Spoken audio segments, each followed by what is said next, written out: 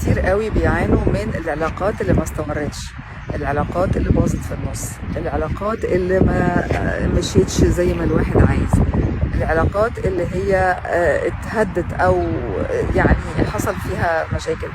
عارفين دي كلها ليه؟ كل العلاقات اللي ما كملتش كويس هتلاقي سببها حاجة واحدة بس، اتفاقات ما تنفذتش زي ما كان متفق عليها.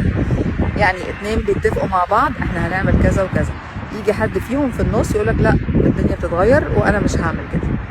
طيب واحدة مثلا تتفق مع جوزها انك انت هتعمل لي كذا كذا، هيبقى تخصص لي من وقتك كذا مش عارف ايه، وبعدين لا والله انا مبقاش عندي وقت، فانت ما ينفعش بقى لوك كده وهو كده.